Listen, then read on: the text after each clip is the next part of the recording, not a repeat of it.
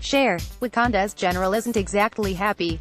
By Joshua Yehl After having her sense of duty tested in Black Panther, Danai Gurira's Okoye, the fierce leader of the Dora Milaje, is going to have a whole new world of problems in Avengers: Infinity War as Thanos and his forces lay siege to her homeland of Wakanda.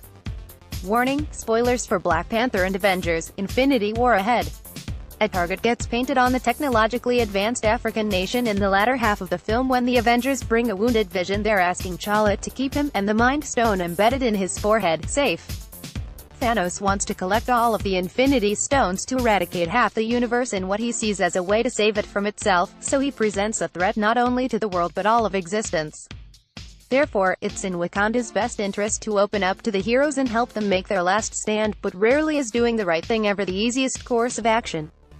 Gurira talked to IGN and a small group of press while visiting the Atlanta set of Infinity War, revealing why Okoye feels cautious about welcoming the Avengers to her character's country.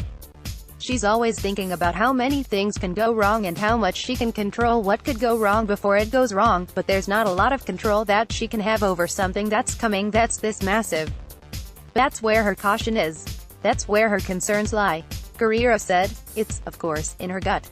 The vocation of being a Dora is you're learning how to be one from quite a young age, so her entire vocation has been to maintain this nation. This is one of the biggest threats they've dealt with." As we saw in the Infinity War trailer, Okoye is a part of the money shot showing the Avengers and the Wakandan army charging together into battle. Also in that shot is Bucky Barnes, aka the Winter Soldier. We know from the Black Panther end credit scene that Bucky has been defrosted and treated by Shuri so that he's no longer controlled by trigger words, but that still doesn't take away the fact that at one point Bucky was thought to have murdered King T'Challa. Even though his name has since been cleared, in a way Bucky still represents the worst of the outside world that Wakanda had closed its doors to. She hasn't been excited about outsiders. You'll see more of that.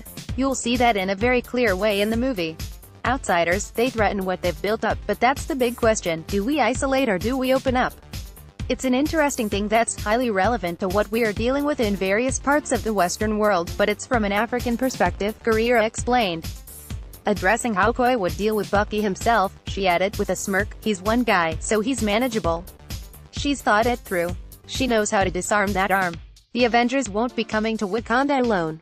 The Guardians of the Galaxy will also be joining the battle. When T'Challa revealed Wakanda's true nature to the United Nations and the world in order to share their resources to help others, a talking raccoon and his walking tree friend probably weren't what he had in mind. While Okoye certainly won't be happy about them coming to Wakanda, too, that didn't stop Gurira from enjoying the filming experience. "It was really exciting for me to encounter all of them," she said of filming scenes with the Guardians. "It was interesting to see this whole mashup happen, and then be a part of it." Make sure to check out our description of the key scene we saw being filmed while on set by watching the video report below. More interviews from the set of Infinity War. Joshua is IGN's comics editor. If Pokémon, Green Lantern, or Game of Thrones are frequently used words in your vocabulary, you'll want to follow him on Twitter at Joshua Yehl and IG.